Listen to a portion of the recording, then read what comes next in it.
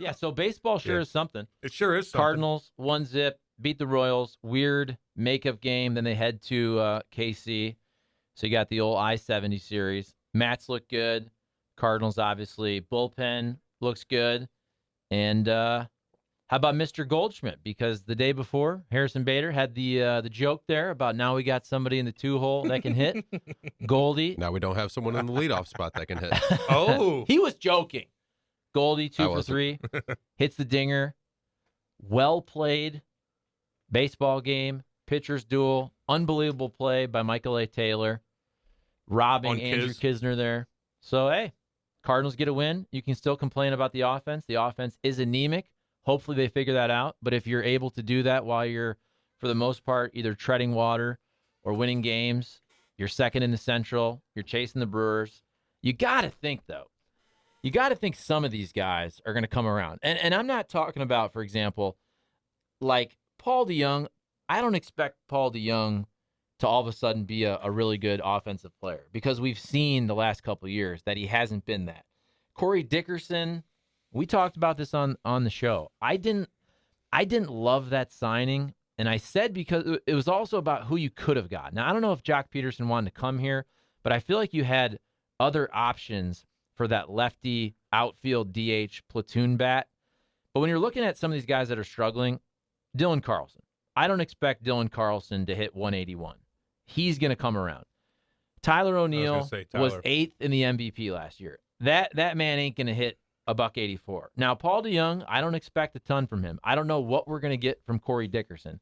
But I do think eventually, so Goldie already is out of his couple-week early season slump. I think Bader is about what he's going to be. I don't think he's ever going to have a high batting average. He probably hit, let's say, 250 with some power. He's pretty close to that. But and Andrew Kisner has been a bright spot overall offensively, even with the 0 for 3 yesterday, but almost had a dinger. But when you look up and down the lineup, you got some guys. You can't have 4 or 5 guys hitting in the 100s. Yeah, dude. And you can't sustain that and be a good team that wins a division. Man, how long was that game, by the way? Let's check her out. Because sometimes 240. Oh, ain't bad. Crispy. That is a good, crisp game. Pitcher's duel. You know, I kind of figured that going in because it was a one-day getaway day. Yeah. Think about it. If you're the Cardinals, and I mean, you had a long homestand, so it doesn't affect you as much, but you have this weird Monday game. If you're the Royals, you have to come in town for one day. It's brutal. And then leave again. That's one of those games, they already moved it up. They moved it up to basically find that window for good weather. You could just tell. That's one of those games where those are always pretty efficient. They're like, let's go. Let's go. Did it even rain yesterday, by the way? Rained a little bit. I don't think there was ever enough rain that it would have put a game in jeopardy, but I feel like there's a little rain where I live. But at least that wasn't that far of a flight. That's up and down. Do they fly? Oh, they have to. And that's a good – I don't think you're putting those guys on a bus 5 hours, for 4 hours. Yeah, no. No, it's an up and down. This is the big leagues. Yeah, but sometimes, yeah. I just keep forgetting. I never really drive to KC, so I don't really know how far it is. But 4 hours is a long way. And because in Jersey, we would drive to, obviously, MSG, drive to Long Island, drive to Philly. That was about an hour and a half traffic. You know, now going off topic, but Mr. Pronger, who's Mr. Tweet Thread these days, and has some very interesting threads about what it's like to be a professional athlete. And the one he did, I believe, last week about travel was really interesting when either he or somebody else put the graphic up. And you see the graphic of NHL teams, Eastern Conference versus Western Conference. Oh. And he explained the travel about, hey, if you're in Philly, which I think he said was like the best city for travel, because you had quick plane rides or even a quick train ride to some of these spots. And you look at where the teams are comprised in the East, and they're all bunched up, obviously, Northeast, very quick travel. So nice. Then you look at the West, where a team like St. Louis is in the West. Who do you think has the longest travel? You'll be surprised. Okay, I was going to... And find that out, please, Seth. Because I was going to think maybe Vancouver, but I would think... who do you think? I would think a central time zone team in the West. Like the Blues, I would think, would have to be pretty bad travel overall. How about Dallas? Okay, you have Dallas. I'll say Minnesota. Minnesota? I'll say Minnesota. But Dallas might be it, though. What do you think? What do you think, Sir Nathaniel? Oh. What do I think? Arizona. That's a loaded question. Yeah, no doubt. Arizona, maybe? No, I don't. You don't think Arizona has the most travel? The most travel, I think, is Seattle.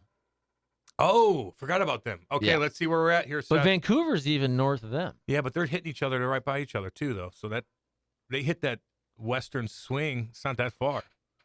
But here's the thing. The travel is what it is. Like, you're on a charter. It's a pain in the ass. Oh, please. No, it is. It is. I'm telling you. This is coming from the guy who bitches about going to Cabo I know. on a private Well. plane with free booze and billionaires. I mean, are you kidding me? I think you've lost your sensibility. Well, I'm just letting you know they have too. Trust You know me, what? I'm not the only one. I think that Cam is right. And I say that. No. I'm not. Clip that off. I was talking Yeah. about travel, Oh. not complaining about private jets. But I would think that the teams that have the most difficult travel within their division, and so I don't think that's Eastern Conference teams. I think it's probably Arizona because of how far they have to travel for even their division games. If you're Arizona and you're having to go to Nashville and St. Louis and Minnesota, that's pretty far for a division game. We'll just type in who had the most miles. What NHL team flew the most miles this year? I think we did this before. Minnesota beat everybody. Now, the games, the schedules changes and stuff like that, but Minnesota is up there. Dude, when I played in Jersey, man, I'm telling you, you're in your own bed all the damn time. And yeah, you're flying private. Yeah, you're at the Ritz-Carlton. You get sick of traveling, dude. What do you got? I see a headline. It says NHL travel miles by team. Minnesota Wild to jet the most, but that's from 9 years ago. Oh, all of them from 9 years ago? So here we go. We got NHL travel miles, but this is the 2017-2018 schedule. It looks like the Colorado Avalanche. Oh, yeah. 48,000 travel miles. Calgary, 47,000. Chicago, 47,000. Chicago too, damn. Arizona, 46,000. It's a lot. What is the least amount? Look, I'm telling you the difference. Least amount, the old Pittsburgh Penguins. Yeah, you go. 34,000. Carolina Panthers for football. Detroit Tigers for baseball. Tigers for baseball. See, the baseball thing I get. Football, who gives a damn? Because it's one day a week. It's like whatever. But the hockey, basketball, and baseball, dude, that's half the miles.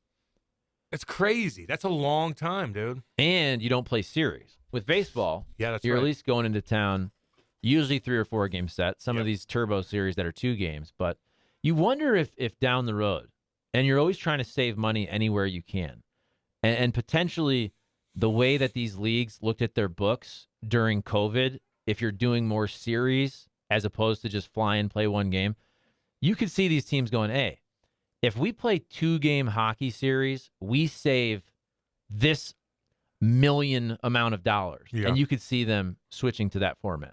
Yeah, people have talked about that. Connor McDavid actually stepped up and talked about that. I don't know. It's good for, teams going back to back at home. Maybe the Blues will be fine. Maybe some of these other teams can't pack it in. I don't know. I Right. like the back-to-backs. Hell yeah. They're awesome. I like the 1 o'clock games. I like the 2 o'clock games. I like the Sunday 3 o'clock games. I don't like the 9 o'clock Tuesday night games. So I'm not gonna Anything lie. during the day. I can't stay up. Got work to do.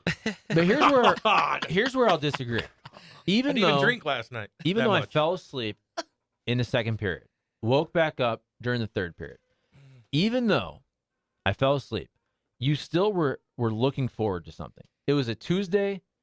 You're in St. Louis. The weather's not great. And you were able to look forward to something at 8:30 at night to grab your attention on a Tuesday when sometimes during the work week, Yeah. it gets to be the dog days. It's Tuesday, Wednesday. You're waiting for the weekend. To have a really exciting thing to look forward to on a Tuesday is a good thing. Yeah, 6:30. Another badass game tonight. You got Ovi, and you got Florida, President Cup. They got to do something. Ovi's going to be like, what? You're the big dog. Wait a minute. I'm going to break Gretzky's freaking goal record. I got Tommy Wilson and Oshie baby next to me. We're not playing around. The one thing you can't deny, I mean, even though that it's kind of some teams just get screwed because you have to play your division, but the first round matchups are definitely way more intriguing just when you look at them. Well, it's like, because there's built-in rivalries. isn't it weird? Like Edmonton's playing L.A. Mm-hmm. and like you're like, okay, but then like the Blues and Minnesota are playing. I don't know. People are complaining about just the seeding. People want to go to the 1-8 thing. Best plays Well, 8. they had it for a long time. That was kind of cool though. What about 1 through 16? Just get rid of because of travel. Yeah. Can't go travel.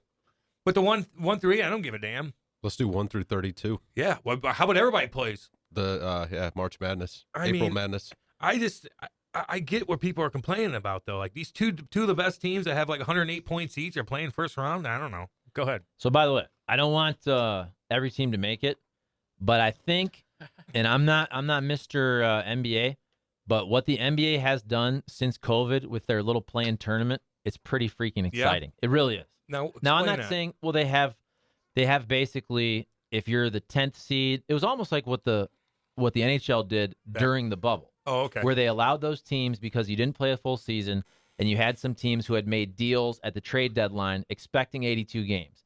You allowed those teams to have a play-in if you were, let's say, the 10th seed, the 9th seed. So what the NBA has done is they've created these mini little tournaments before the playoffs really start. And whether you like it or not, in terms of, okay, I like the old school 16 teams, it's freaking exciting. Yeah, man. It's super exciting when you have these almost wild card games to kind of pump you up for the real playoffs. Yeah. Honestly, the WNBA should be in St. Louis. Yes. But I wasn't lying about that. I am not a liar. Oh, it'd thrive here. It would do better here. That was my point. It would do better here than New York City. Yeah. We would care about That's it why here. I take the hole. See? We'd be down there all the time, sitting courtside. Randy Dirty Chief chimes in. I was there. I saw Charlie chase the ice cream truck down the street with no shoes on. After he fell in the mud, the ice cream man took pity on him. I saw Chuck walk away with 4 drumsticks, eating them all at the same time. Hot. When the hell did you do that? First of all, by the way, yesterday was Monday. Wow. Yesterday was Monday. Yeah, thank you, Joe Boo. Why didn't you correct me? I said it. I said Tuesday. I don't know. Who Okay. cares? Either way, yesterday was Damn you, Monday. Joe Boo. It's all good. Still, the week starts. Monday usually sucks. Yeah. You have the Sunday scaries Man. on a Monday to look forward to a hockey game. Yeah. That was my point. Either way, we have a game on Wednesday. I make mistakes all the time. Dude. By the way, I thought they were onto something because I did get my daughter a popsicle from the ice cream truck after T-ball the other day. Did you hear it come down the street like? No, here's what you got, actually. So this is smart. So these fields for this I-9, which is the program for kids sports out there. So you got all kinds of sports at the same field. You got flag football. You got soccer. You got T-ball. And it goes from 11 a.m. till probably, 2, 3 o'clock. So you got all these fields and all these parents and all these kids. So there's kind of a war for which ice cream truck can get the best spot.